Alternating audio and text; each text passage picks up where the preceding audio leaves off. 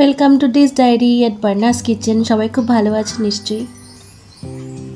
আচ্ছা, আপনাদের সাথে আমি আজকে একটা রেসিপিটা সবাই অলমোস্ট জানে, একটা চিকেন কষার রেসিপি শেয়ার করব।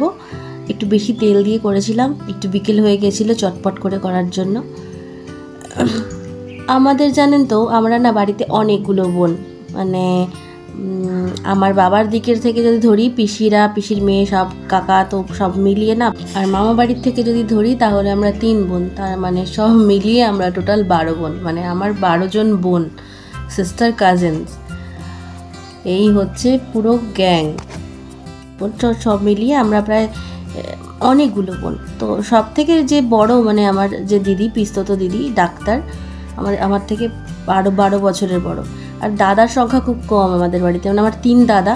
তো তাদেরকে আমরা ছোটোবেলা থেকে মানে অ্যাজ এ গার্জিয়ান দেখেছি, দিদিদেরও কেউ, দাদাদেরকেও। দিদিদের সামনে, দিদিদের মানে দিদি হচ্ছে যে বললাম 12 বছরের বড়, সে হচ্ছে মানে সে অলমোস্ট গার্জিয়ান সবার জন্য। সে যখন আসতো, মানে আমি আর আমার পিসির মেয়ে, মানে আমার মেজো পিসির মেয়ে, আমরা ছোটোর থেকে বেস্ট ফ্রেন্ড। মানে আমাদের গল্প এবার শুরু হলে আর চলতেই থাকবে।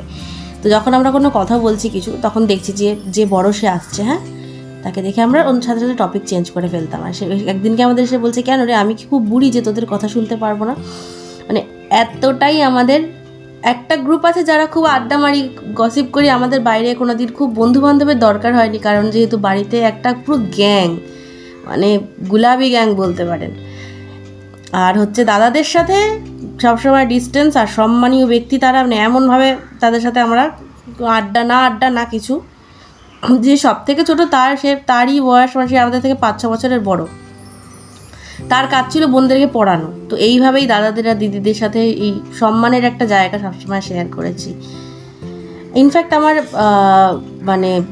আমার আগের মানে পিসিদেরকে দেখেছি, পিসিরাও, মানে আমার ঠাকুর দাদার যিনি ভাই, ওরা এমপিতে থাকে, সেই পিসি, আরও 2 জন কাকা। তো আমার বাবা কাকারাও তাদের সাথে খুব ভালো একটা সম্পর্ক, সবসময় একটা বন্ডিং সবসময় শেয়ার করে। সেইখানেও আমাদের একজন পিসি আছে, তাদেরকে দেখেছি, আমার 3 পিসি, সেই পিসি, মানে খুব ভালো বন্ডিং কাকাদের সাথেও কাকাদের।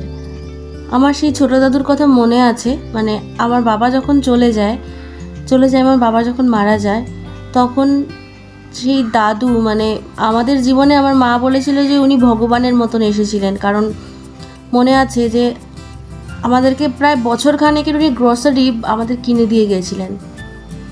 মানে সেই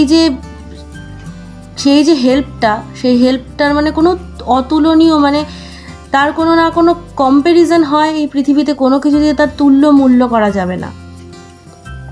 তো সেই জায়গা থেকে না, মানে সেটাই বলছি যে এবারে সম্পর্কগুলো না খুব ভালো হয়। যে আমার মার কথা হচ্ছে, যে যেটুকু করে না জীবনে, সেই মূল্য থেকে তাকে বিচার করা উচিত। এইটুকু থেকে বিচার করা উচিত নয় যে সেই মানুষটা কি করলো না, কারণ যতটুকু করেছে ততটুকুই বিশাল একটা ব্যাপার। আর আমি আমার বাড়িতে না খুব একটা প্রেশিয়াস জায়গা সবসময় পেয়েছি, সবার কাছে স্নেহের জায়গা। আমার জন্য বাড়িতে আলাদাভাবে জামা কাপড় আসতো, মনে আছে, যেটা সবচেয়ে ভালো সেটা আসতো সবসময়ের জন্য। কারণ আমার বাড়িতে 17 বছর পরে আমাদের বাড়িতে মেয়ে হয়েছিল, আর আমি হয়েছিলাম। আমার বাবা, ইনফ্যাক্ট শুনেছি আমার দিদা বলেছিল যে বাবা মুখ দেখতে দিচ্ছিল না, তখন বলেছিল আমার মেয়ের মুখ আমি সোনার জিনিস ছাড়া দেখতে দেবো না, এরকমভাবে। একদিন আমার বাবার গল্প করব, এত মজার মানুষ ছিলেন। আর তার সঙ্গে ছিলেন, মানে কি বলবো, পারফেক্ট ফাদার বলে না ব্যাপারটা, সেই জিনিসটা সবসময় থেকে গেছেন।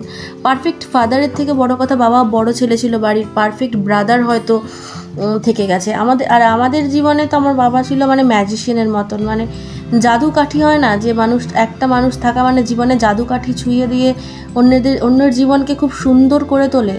আমার বাবা সম্পর্ক নির্বিশেষে করেছে, কখনো এটা ভেবে করেনি সে আমার জন্য কি করবে না করবে। তার দায়িত্ব ছিল, কর্তব্য ছিল, সে করেছে।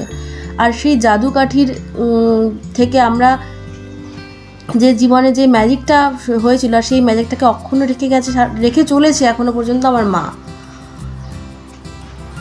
আর এই কথাগুলো খুব মনে পড়ছিল। তো সবাই আজকে কাজের সূত্র সব দূরে টুরে থাকে, দেখা হয় না সবার সাথে সবার। তো ছোটোবেলার মেমোরিগুলো না ভীষণ প্রেশিয়াস। রেসিপির কথা কি বলবো, সবাই জানেন। তেল গরম হলো, জিরে ফোড়ন দিলাম, পেঁয়াজ দিলাম, পেঁয়াজটা বেশ ভালো করে ব্রাউন হওয়া পর্যন্ত ভেজে নিয়ে তার মধ্যে পেঁয়াজ, আদা, কাঁচা লঙ্কার পেস্ট আমি ছেঁকে দিয়ে দিলাম। সেটা কষা হলে আমি চিকেনটা দিলাম, সেটাকে ভালো করে কষিয়ে নিয়ে গরম জল দিয়ে, গরম জল ফুটে উঠলে গরম মশলা একটুখানি দিলাম, তারপরে নুন আর ঝালটা টেস্ট করে আমার রান্নার ডান। আর এটা একটু বিকেল হয়ে গেছিলো রান্না করতে, ইনস্ট্যান্ট চিকেন কষা। আর যদি আমার রেসিপিটা ভালো লাগে তাহলে অবশ্যই চ্যানেলটা সাবস্ক্রাইব করতে ভুলবেন না, আর একটা লাইক করে দেবেন। সবাই খুব ভালো থাকবেন, সবাই খুব হ্যাপি থাকবেন, সবাইকে ভালো রাখবেন, সম্পর্কগুলোর খেয়াল রাখবেন, কারণ আজকের দিনে পৃথিবীতে সবচেয়ে বড় রোগ হচ্ছে একাকিত্ব। তো আমরা যাতে নিজেদের ফ্যামিলির সবাইকে নিয়ে ভালো থাকতে পারি এটুকুই কামনা করি। সবাই খুব ভালো থাকবেন। তাহলে আসি, টাটা, দেখা হবে নতুন একটা রেসিপি নিয়ে নতুন একটা পর্বে।